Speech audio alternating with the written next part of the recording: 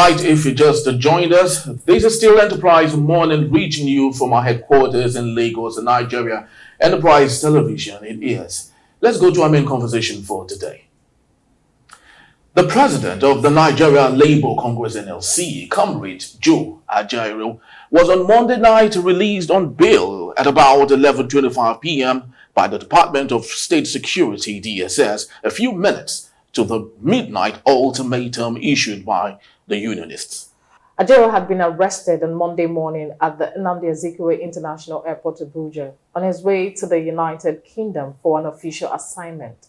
He was billed to attend the British Trade Union Congress TUC conference in London, which started on Monday. Very true. And a national officer of the NLC who confirmed his release explained that the secret police said the Labour leader was released on bail. Activist and former presidential candidate of the African Action Congress, Omoyele Sowore, also confirmed his release via a post on X, formerly Twitter, on Monday night, as did human rights activist and one of the lawyers of the NLC, Deji Ajaero. And also earlier in the day, members of the organized Labour comprising the NLC and the TUC had threatened to shun their respective places of work and some critical facilities that are driving Nigeria's economy in protest against the arrest of Ajaero. This was just as the leadership of the NLC put its over 50 affiliate unions and state branches on standby for protest if Ajaero was not released by or before midnight. Very well said. And of course, with us in the studio to do justice to this, and also virtually, we have Professor Chris Nwakobia Jr. He's in Abuja. Thank you so very much, Prof, for being part of our show today. We truly do appreciate your time. Good morning. It's my pleasure to be on with you. Thank you. And also, we have Curtis Aduba from Lagos. Good morning, Curtis. Good morning to you. Thank you so very much for your time. And of course, we have in the studios with us Cyril Abaku. Thank you for hanging on. All right, so let's get straight into the crux of the matter here. I'd love to start with you, Professor Chris. And so my question is, what do you make of the arrest of Comrade Joe Ajaero? Well, I think that in my writing or write-up regarding the event yesterday, I did talk about an unfolding dictatorship, an unfolding despotism, because clearly the witch cried last night and the child died this morning. You're left with your conjectures. Since the negotiations for the increase of minimum wage and in minimum wage, the issues have been profoundly polarized. We've had government say a lot of things about the recalcitrance of the NLC and Joe Ajaero. We've had Ajaero, and then we've had several issues regarding the obstinacy, if you like, of the labor movement under Joe Ajaero. And we've seen since the NSAS and bad governance protest, we've seen government send one invitation after another for him to answer to certain issues or charges bordering on treasonable felony.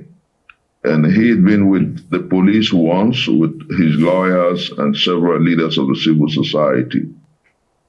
And what bothers the carapace of my mind is the information that came on the public space yesterday after he was arrested at the airport by operatives of the DSS on his way to London.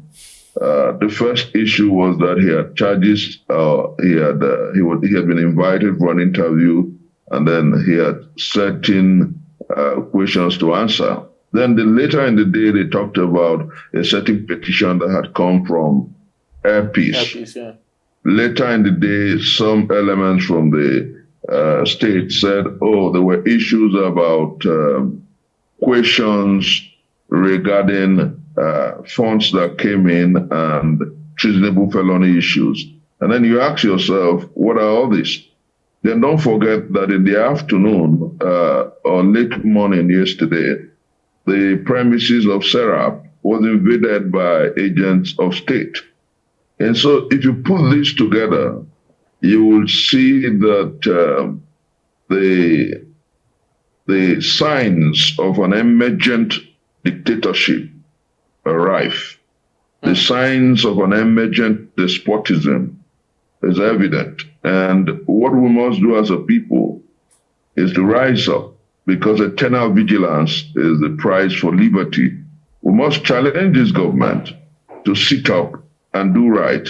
We must remind the operators of this government that those who benefited from civil activism, those who benefited from struggles for rights and freedoms, those who stood up to say that we are progressives and we believe that the rule of law must prevail, and those whose tradition has been protest and protestation, must lead by example.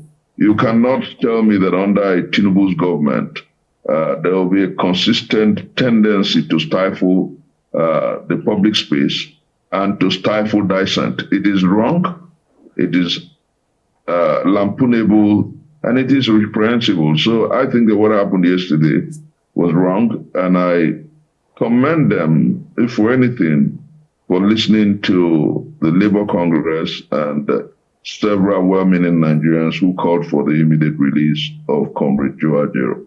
Thank you so much, bro. Okay, over to you, Curtis Adigba. It has been believed that at this point, at least this sitting government is supposed to explain why the Labour leader was whisked away and detention. Now, assuming, Nigerians believe that assuming he was not the NLC chairman or president, they wouldn't have actually released him. Because if not that the NLC came out to agitate and give an ultimatum for the time he should be released, he wouldn't have been released. So at this point, what happens to other citizens of the country who aren't sitting or holding positions where their followers can actually come out to speak on their behalf? All right, thanks for having me.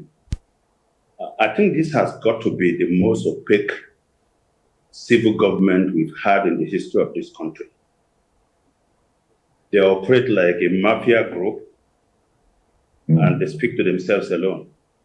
You have a situation where the government is expending huge amount of scarce resources on buying a new aircraft for the president. The citizens were not aware. Nobody told us anything. And all kind of wastage has been going on. So you don't expect anything different from them in how they handle human rights issues. And you see, it is dangerous to entrust power to those who have entitlement mentality. Because the thinking and the habitude here is like, we are doing you a favor by being leaders in your country. So we owe you no duty to explain anything. And this is the danger when you put people who don't obey guardrails or institutional guardrails, who thinks that democracy is just a path to power for them, and power is an end in itself. This is what we are witnessing. I mean, from 1992 up until date, there was no civil protest in Nigeria that the current president did not have a hand in. He spoke for protesters.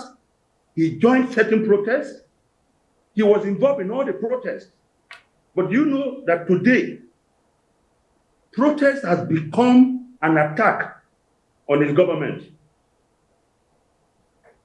They went out, unleashed deadly forces on civil protesters, people who are just calling for an improvement in their living conditions. You see how they arrested Juwon Soyinka? They didn't explain anything to us. They now deployed their morphosed, and the omnibus clause of national security, a threat to national security. Of course, but they don't understand. Even the Supreme Court has said, it is not in the place of the government to decide what constitutes a threat to national security. In other parts of the world, you would take the evidence you have constituting threat to national security to a grand jury. The jury will have to look at it and then decide whether there are indictable offenses there or not before you can move against the citizen. But when you have people who do not respect the right of others, this is what you find. And you know what is gut-wrenching in this, as far as these issues are concerned? We have a president who was hounded into exile by the government of General Sani Abacha. Oh. He had the support of the Nigerian people. He returned from exile. He was made the governor of the former state in the country.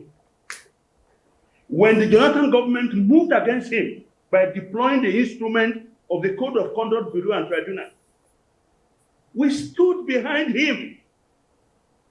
Today he's president, and he thinks that the only way to engage with Nigerians who dissent or who don't agree with his policies is to unleash the security agents against them. If Ajaero was not the labor leader, and if there were no threat by the labor organization of shutting down the country, I can assure you that man would not have been released. Oh. Now, under this government, if you ever contested an election and lost, you have lost your voice, because whatever you say is because you lost an election. As if losing an election has become a political cancer that can only lead to death.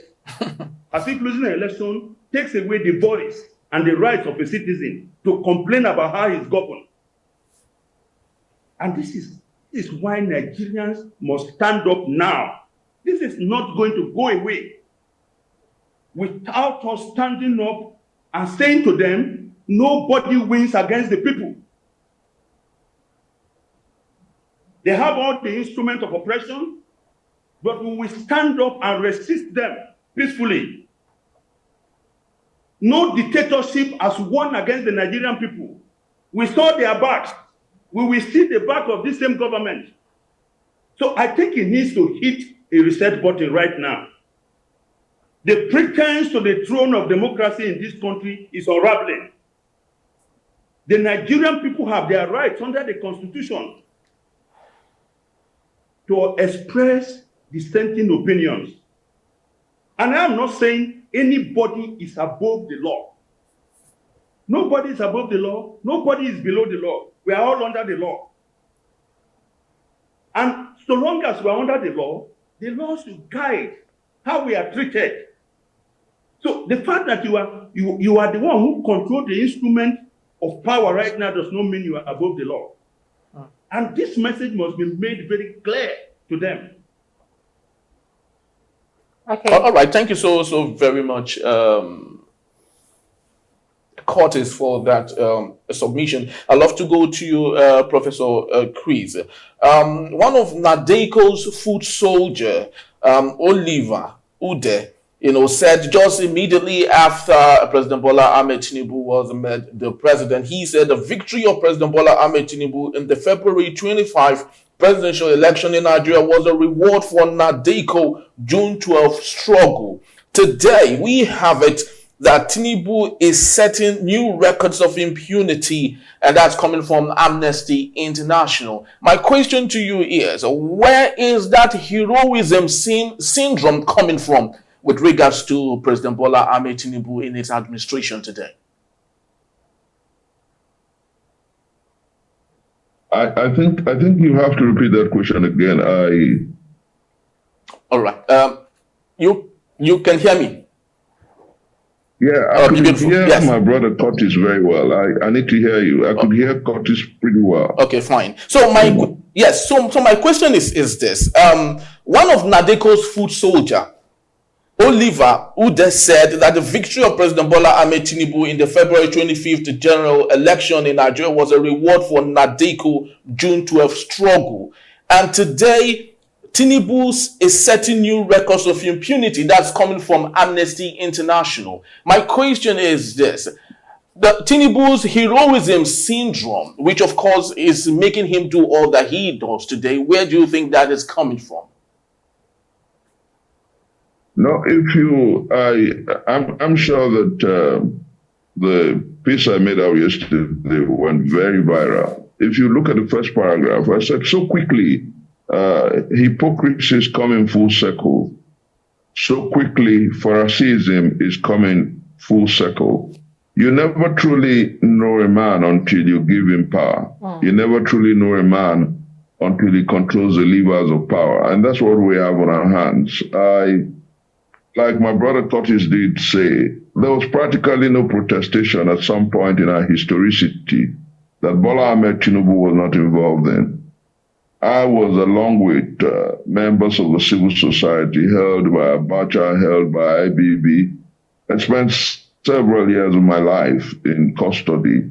And Tinubu was part of the process of the protestations that got. He went into exile, though. And as you and I talk, one would expect that if anybody will stand for the freedom of protest, if anybody will defend the freedom for dissent, if anybody will challenge, they will challenge for any freedom and fight for any freedom, it should be Bola Ahmed Tinubu.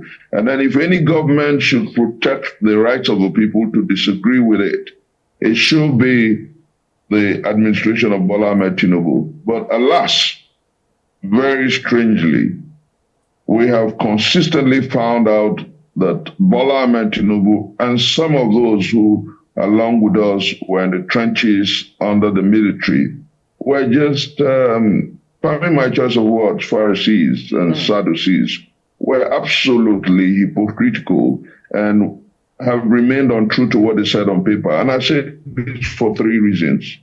The first thing is, in 2020, when our young people who stepped out to protest, detail the NSAS protests. You remember what happened at Lekki toll gate? Very well. And you remember that the toll gate was under, quote unquote, his control and Lagos State. And you remember what happened to our young people there. Clearly, it was the unwillingness to allow the freedom of protest.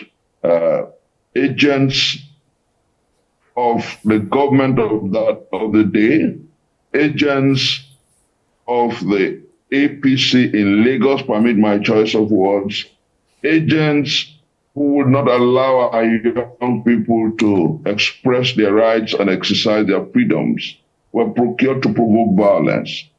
And then agents of state came in to use live bullets on young Nigerians. And on the score of what happened that day, the panel that was set up noted that about 90 Nigerians lost their lives. Now, you remember a few days ago or a few weeks ago, there was a protest called End Bad Government or Bad Governance protest. Over 40 Nigerians were allegedly murdered by operators of state.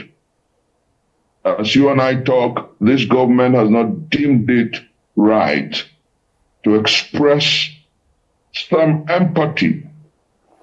For that reason, even one of the lead supporters of Mr. President, Professor Wole Soyinka, rose up to say that the speech that came from the president after that protestation was wrong, unfair, and lacking in emotions and empathy, because he should have condemned the abrasive and oppressive tendencies of state operatives. But he didn't. And thereafter, as you and I talk this morning, we have young boys and young girls who are in custody standing trial for what I don't know. They call it treasonable felony, they call it treason. When does the freedom to protest and when does that exercise of that freedom equate treason and treasonable felony? I do not know. I want to be taught by Fagbemi, the Attorney General of the Federation, and the Tinubu minders. And as I talk to you, it beats the carapace of my mind. It pulls tears down my cheek to imagine that a government that should leadily protect the rights of the people to dissent is a government that is consistently stifling the freedoms that the Constitution in Chapter 4 made sacrosanct. And Thank you, Professor. very importantly. Let me say sorry, my dear sister, let me say this, that Nigerians are unwilling, consistently unwilling. It was IBB that said a long time ago that this country is not a docile country that would allow for dictatorship and despotism. And when we rose up against the annulment of June 12, it came by bad grammar and said he was stepping aside. When Abacha tried to transmute from a military head of state to a civilian head of state, the pressure that came made it impossible for him to travel overseas for medical care, and he died in power. Consistently, Nigerians are unwilling to allow despotism and dictatorship, and those who are around Tinubu must tell him that truth. Nigerians will not accept it. It will not happen here. We believe that the rights of the people must be protected. We believe that governance and leadership must be responsible and responsive to the people. And we believe that now is the time to make democracy responsible to the people. Save and accept that. If he likes, let him bring out all the team of the DSS. Let him bring out all the policemen and all the members of the NIA. Nigerians will stand by their rights and demand for good and responsible governance. Thank you, Professor Chris. Over to you, Curtis Adiba. On the streets of X yesterday, some Nigerians are beginning to say that the current government is exhibiting a low-budget military regime. That was what was stated on the street of X. And looking at the characters and the actions of the sitting government, will you say they are far from the truth? Well, first and foremost, I think we need to understand one basic fact, and that is that power don't change people. Power reveals people. The tendency for autocratism has always been with this man. And we saw how he operated in Lagos as governor and as the power broker or the power behind every governor that emerged in Lagos. So this is nothing new. And adults don't change their habits because these are habits they have formed over a long period of time. It takes something very dramatic and exceptional to get them to change. Now, for those who are saying this is a low-budget military government, I think they are even underestimating or understating the fact of the matter.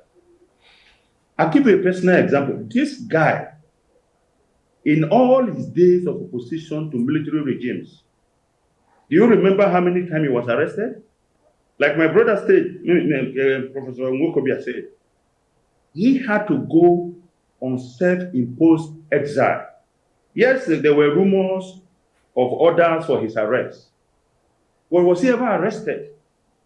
Other than the fact that the Jonathan government slammed some charges against him for violating the code of conduct rules and ethics, and he had to go and defend himself. And now we are talking about someone who had held up himself as the epitome of democracy, the one who has canvassed for democratic ethos in our country, who positioned himself at the highest height of democratic governance. Now, he got to power because a lot of Nigerians saw him as a Democrat. And now, for this kind of things to be happening under him. So if you hear people say this is a low-budget military regime, they are right. Because even under the military, we didn't have this kind of clampdown. And you know the hypocrisy about the whole situation, organizations like Punch newspaper and others who labeled General Muhammadu Buhari a general because they said he was autocratic. They are all loudly silent now. And this is the time that men of conscience, because I believe that this is something we can see savage, can see savage in this country. This whole idea that impunity after impunity and that Nigerians will not resist, because we have not resisted up until this moment, gives them the impetus to continue to dismantle one after the other the rights of the Nigerian people. Other than the fact that he is president, he's a Nigerian citizen like all of us. The same constitution that protects him protects me. And if he wants to take away my rights, he should go by the same constitution. And then you come to the independence of our institutions. So long as those who, because you see, institutions cannot protect themselves. So they have to be protected by the law and those who lead them. But if you are appointed to lead an institution and you owe your appointment to an individual who could hire and fire you, irrespective of whether you have protection from the law or not, and nothing will happen. You cannot find people who will be independent-minded, who can stand up to their appointers and say, look, sir, what you are asking me to do is illegal and I'm not going to do it. And when they do stand up, as we have seen in this country, to powers, and they are sacked, they have nobody defending them. When they go to the court won't give them justice. And those in power understand this basic fact, that there are no constitutional protection or guardrails for individuals who defy power in this country. So it is important that the president understands that the Nigerian people will stand up for their rights. We have done it before, and we're not going to give up. Like I said, no power, no government has succeeded against the Nigerian people. Yes, maybe for a time they did, but ultimately they lost. So it is time for him to hit the reset button as quickly as possible and call in his foot soldiers. His agents, security agents and operatives must understand that they are working for Nigeria, not the president. Yes, he may have appointed their leaders, but these are institutions that belongs to the country Nigeria.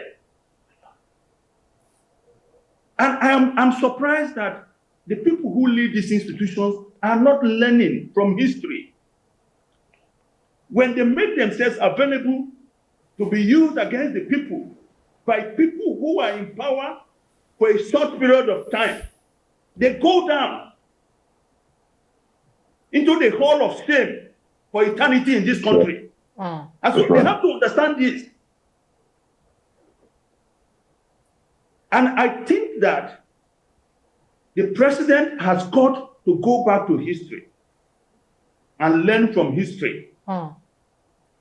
Everybody thought in Romania that Nicolae Ceausescu was a god. He was untouchable. It took a poor, hungry woman to raise up her voice and say, Mr. President, you lie. And his regime came down crashing. Nigerians are suffering. And what they need now is not just a commander-in-chief. They need an empathizer-in-chief. Which means he's got to respect their rights. He's got to feel their pains. He's got to speak to them in the ways that they understand and care that this man actually thinks about us. It's not about unleashing security agents on the people who dare to dissent. And I am not saying that those who are dissenting to go outside of the law or that they are above the law. They've got to do their dissent within the ambit of the law. And the government has also got to observe and respect their right to do so long as they are not violent. Thank you. Thank you, Curtis. Now, part of the problem also, which I think belongs to the NLC, is that over the years, the NLC has lost its power to bite. And that is why the government is recklessly taking on the NLC from time to time. Every time that they have called us out, we have obeyed, we have answered them. But just when we are getting ready to do something, then they call off. And so to that extent, the government is looking at them and saying, these are even unserious folks. So I just hope that the NLC will learn from this and put their house in order and become the viral force that they used to be in the country in fighting for democracy and the rights of their fellow citizens.